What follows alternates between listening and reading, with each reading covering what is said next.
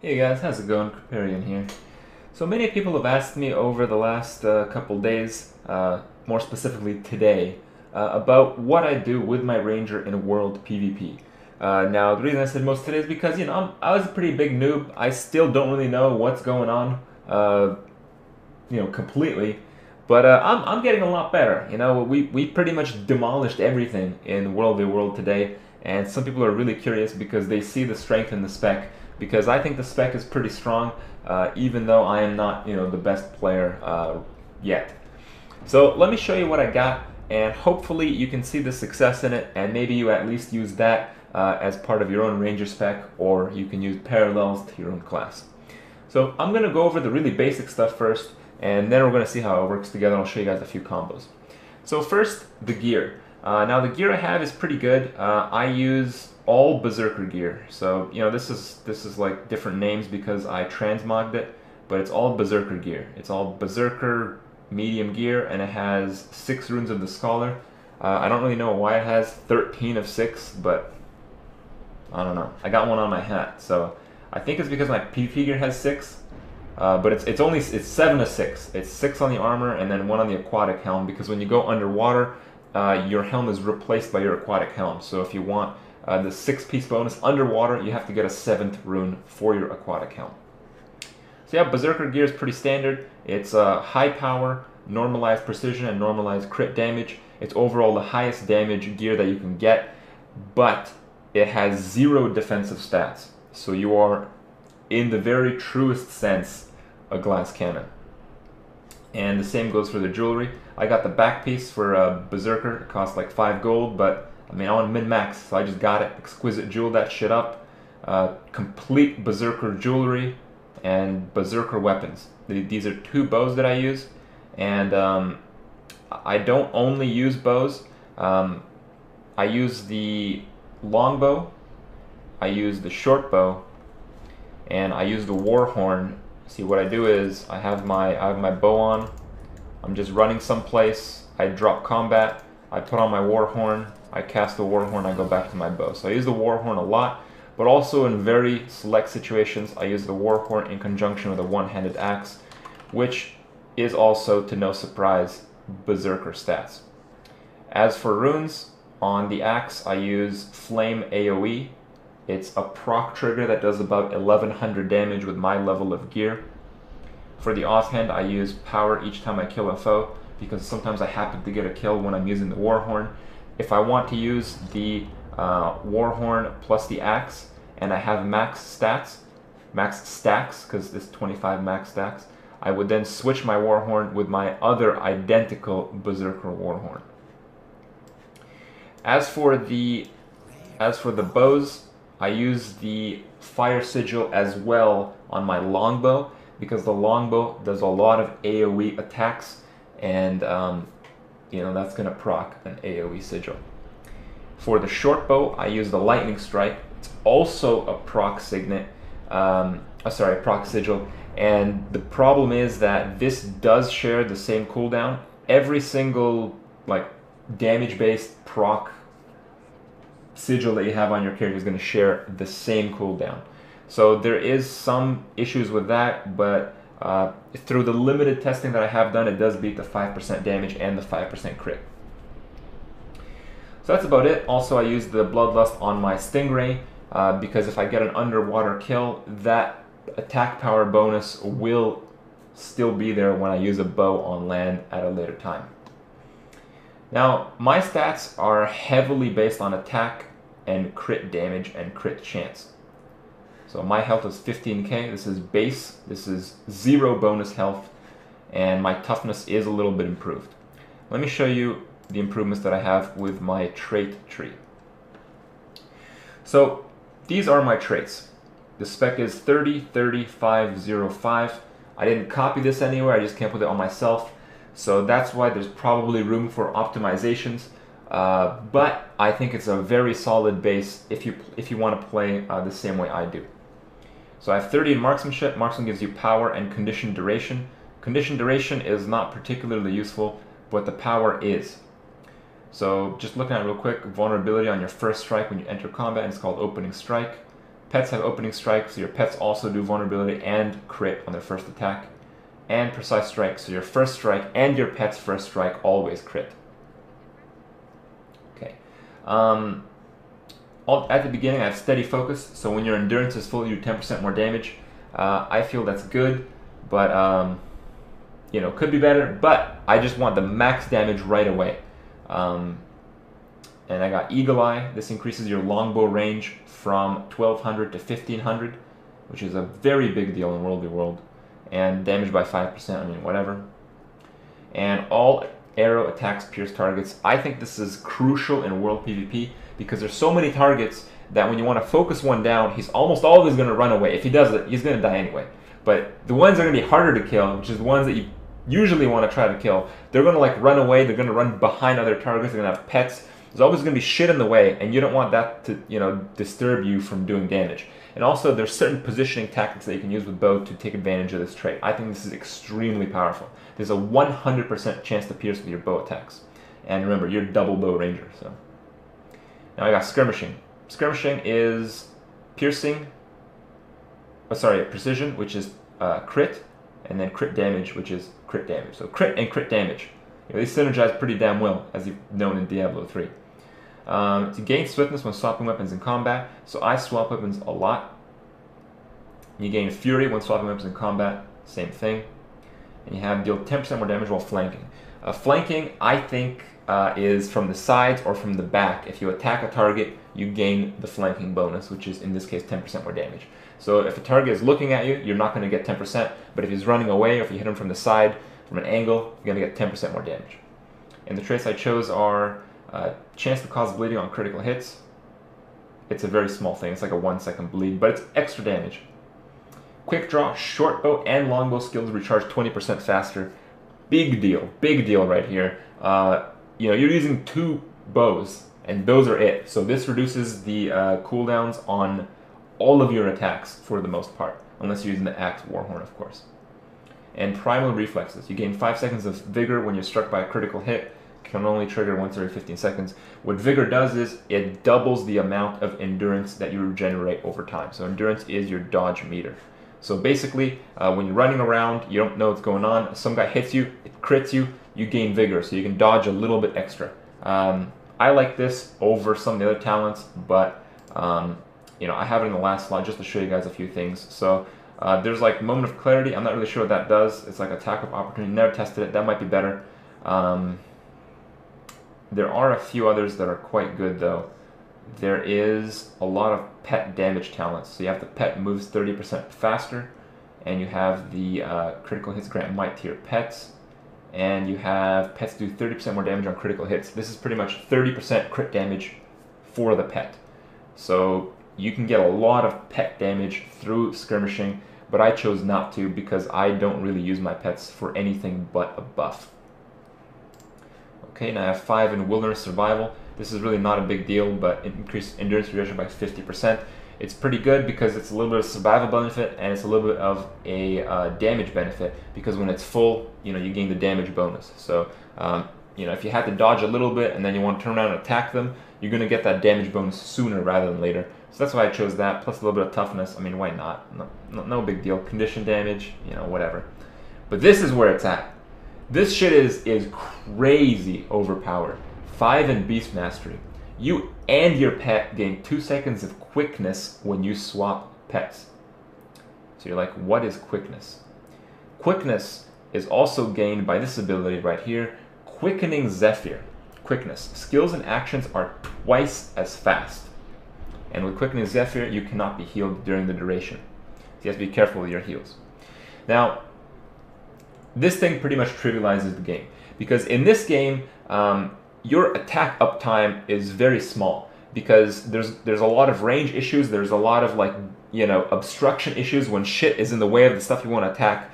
The time period of you actually able to connect an attack with your target is very small, and the fact that you can double the amount of attacks or actions within that time period is extremely significant. There is some other ways to gain quickness, but it's like through procs and stuff. I think that's garbage. Predictable quickness is the most powerful thing in this game, and you have 2 sources of it. you have it through pet swaps, and you have an ability you can use. You know, I went over, you know, after the fact, after choosing a ranger, I went over all the things that all the other classes have. And there's one thing, only one, that the rangers have above every other class, and that's the ability to gain repetitive, predictable levels of quickness. And that can give you, if used correctly, a very big advantage, especially over weaker foes, which is pretty much the majority of the people that you find in World v. World. Now, moving on to the talents, I'll just quickly review here. So I have Protect Me. Protect Me is a shout, so when you cast Protect Me, the pet that you have takes all the damage you would take. You can still be CC'd though, so it's not like a get out of jail free card, but it's pretty good. If I'm struggling, if I'm at like 10% life and some guy jumps in with 100%, I can usually hit Protect Me and Quickening Zephyr, and they'll be flat on their ass pretty fast. The last one I have is Signet of the Hunt, 10% movement speed for you and your pet. It's just kind of like a passive signet, but I feel it's really strong. Movement speed is very, very powerful in this game. There's a few other options, but I cannot give this one up. I just can't. And then I have Rampage as one. It's a pretty, in my opinion, mediocre talent because I don't usually need stability. I usually use Rampage as one for the damage and the swiftness benefit. Another option is for your elite skill, the Entangle. Because I don't have any condition damage, this thing does like no damage, but it's still a very strong root. It's an AoE root, and they can't really get out of it until they kill the vines that are entangling the target. So it's also a very powerful ability, but I like the Fury a little bit better. I'd rather get away with my swiftness or do a little bit more damage than control the targets. I think control is a little bit overrated in this game because of the fact that it can miss from people evading your attacks. And also the heal. I have Heal as one. I use Heal as one because it has a low cooldown. I can't say it's better, but I kind of like it a little bit better than the alternative, which is Healing Spring. Healing Spring has the benefit that it has a very fast cast time. Healing Spring is like 0.5 seconds, where Heal as one is like 3 or 2 seconds cast. It's very long. So if you feel that you're going down really fast, Healing Spring is going to save you. Heal as one, probably not, but because I have Protect Me, I can usually do Protect Me to save me, and then at a later time I can cast a heal. That's usually how I do these things, but Healing Spring is overall a better heal. It's just the fact that it has a 30-second cooldown as opposed to a 20-second cooldown.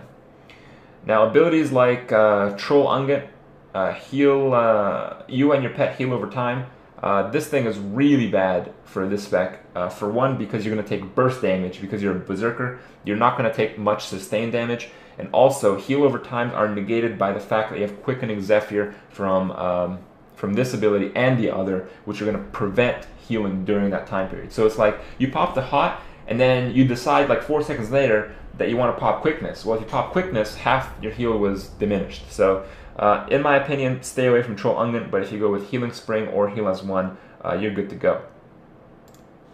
Alright, now moving on to pets, I use a bear and a moa. I use the bear because it has very high vitality, and Protect Me takes your pet stats into account. So with this spec, if you go super glass cannon like I do, using a low vitality pet is not going to work. They're going to die absolutely instantly when you use this ability, and it's not really going to give you the defensive benefit that you want. And you have to keep in mind, in World v. World, you're not sending your pet into attack. You're going to click this button over here to avoid combat. If your pet's attacking, it's dying. If your pet's dying, you're not getting the quickness benefit, you're not getting the defensive benefit, and you're not getting their special ability. For the bear, you have a condition removal. This is absolutely necessary if you don't have the Healing Spring, because Healing Spring removes condition, Heal as one does not. So you need this bear for condition removal.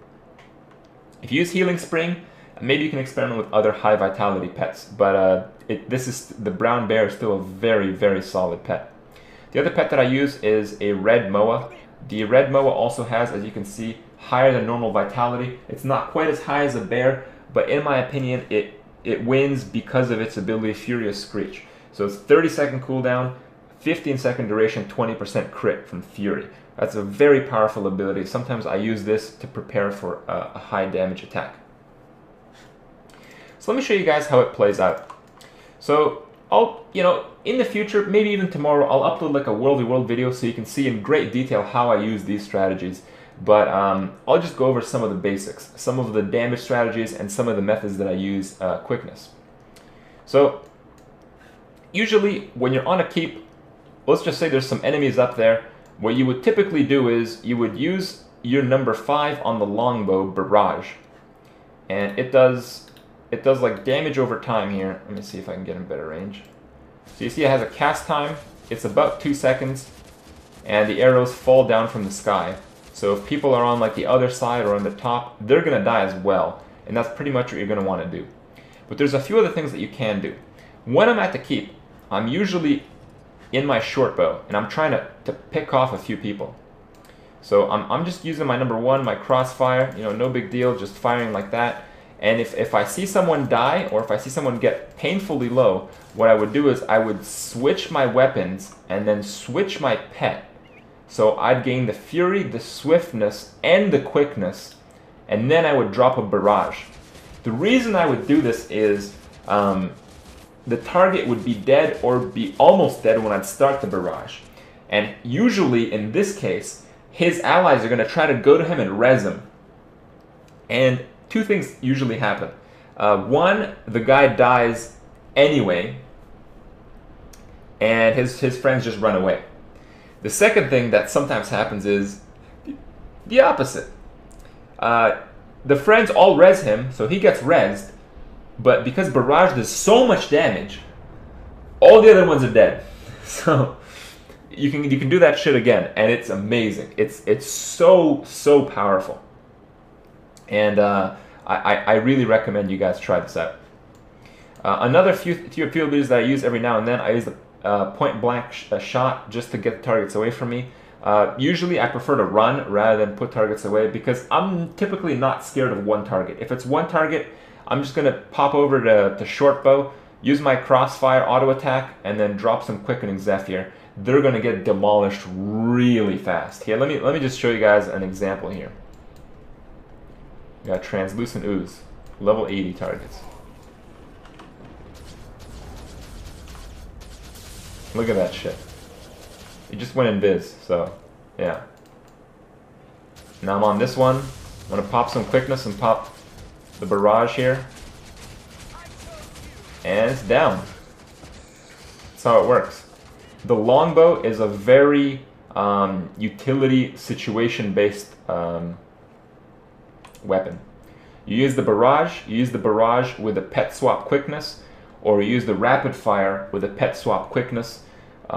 Because these are just very slow attacks. They leave the barrage, because you can't move during the cast, leaves you vulnerable, and the rapid fire they predict the damage. It's a lot of damage, but because they see it coming, they're going to evade roll. They're not going to die. The only way they're going to die is if you don't see it coming, or if you do it too quickly, and you can do that by popping a pet swap or by popping the quickening Zephyr. And you have the hunter shot, but honestly, I barely use this ability. For shorter ranges and killing people overall quicker, you use the short bow. This is mostly for single target, as I said. The crossfire is very, very overpowered. You just use that for damage. You can pop a poison volley if you want, but it's really not a big deal. Like, crossfire is where it's at. Poison volley, sure, every now and then. But you do have some powerful things in short bow as well. You have the quick shot, which acts as an evade. So if I'm on this ooze here, and I can predict an attack, but I have no more energy, I can just evade using that ability there. And I have the crippling shot, which is a snare, and then I have the concussive shot, which is a daze. Daze prevents mobs from casting anything. I'll just quickness real quick for this. There we go. So you can use a concussive shot, which is a daze and a stun, just to keep your targets in place, and you can use crippling shots to prevent targets from getting away, so you can zerg them down a little bit better. But yeah, you just primarily use the crossfire. It's very, very simple. I used to use Warhorn primarily for Call of the Wild and Hunter's Call, but Hunter's Call is not very good in PvP. When you cast the Hawks on the target and the target leaves line of sight, they're not going to do any more damage, so it's pretty poor. You really use Warhorn only for the swiftness, and you can gain the swiftness out of combat when you're not even using a Warhorn. However, I just want to touch up on the axe. When do you use an axe? You use an axe when there's only 2 targets. If there's only 2 targets, the highest damage weapon in the game for a ranger is the axe. And that's because of the auto attack, which ping pongs, so it hits the first target 2 times. And that's like, that's like almost 900 damage per attack. And trust me, it's much faster than a longbow. Not quite as fast as a short bow, but still very respectable. If you're up against 2 targets, or another 1 target with a pet, and you're the kind of guy that likes to use axe, just switch to axe, pop quickness, and they're gonna die instantly. It's hilarious. There's a few more tricks that I like to use on my ranger. So because you have many sources of predictable quickness from your quickening Zephyr and your pet swap, what I like to do is when I kill a target and it's kind of close in range, I would often do a pet swap quickness to cap him. Because when you kill a target in Guild Wars, they don't actually die. They're just in the down phase. When they're in the down phase, you have to do that pole attack, which is like 3 seconds. It's painfully slow. That attack is actually halved in time if you pop a quickness cooldown. And because your pet swap is only 20 seconds, that 2 seconds of quickness is just enough. And you become the ultimate person capper. And that's just really cool. You get to secure a lot of kills, and you get to annoy the shit out of people in keeps. Rangers, in my opinion, they're overall a pretty mediocre class, maybe even below average. But if you play your strengths and you play it in World v World, you can do very, very well.